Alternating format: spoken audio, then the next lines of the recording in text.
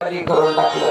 नारद मुनी म्हणाले बरं झालं म्हणले, हा विना सांभाळू सांभाळू कंटाळा आला होता. स्वर्गामध्ये मृत्यू लोकामध्ये पाताळ लोकामध्ये जाता जाता प्रवास करता करता हा विना सांभाळू सांभाळू कंटाळा होता. माझ्या हाताखाली कोणी पोरग पाहिजे होतं, बरं झालं कृष्ण मिळाला. आणि म्हणून माझ्या हाताखाली कोणीतरी सेवक पाहिजे होता, दास्य करणारा काम कोणीतरी पाहिजे होता.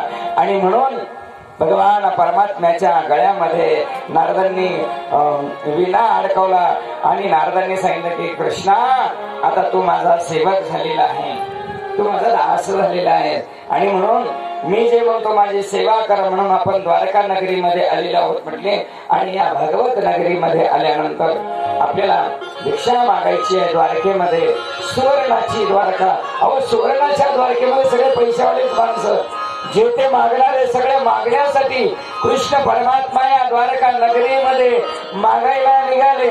आणि मागायला निघाल्यानंतर सगळ्या भक्तांच्याकडे द्वारका नगरीतले भक्त सगळे द्राक्षे संपन्न, कांद्याचे संपन्न असलेली सगळी शेतकरी माणसं, सगळ्यांच्याकडे आपण भिक्षा मागायला जाऊ म्हटले. माझ्याकडेच आणि भिक्षा पहिलं गावा काही नियोजन चुकवलं होती.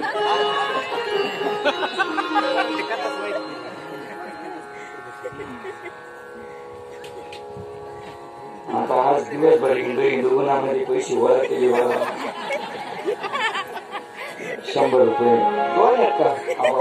मग 50-50 करून द्या.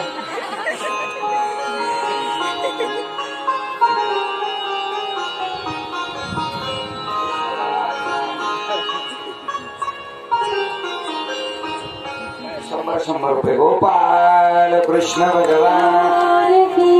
आणि या द्वारका नगरीमध्ये भगवान परमात्मा नारदांनी सांगितलं की जा म्हणले या नारद नगरीमध्ये, या द्वारका नगरीमध्ये पंधरवाडीच्या या जानराव वस्तीच्या श्री दत्त मंदिराच्या माळावर जाऊन तुम्ही या ठिकाणी भिक्षा मागायला सुरुवात करा. आणि म्हणून भगवान परमात्मा आपल्या दरबारामध्ये आपल्याकडे मागण्यासाठी आलेला नाही. खर्चली कवडी दमडी नाही वेतला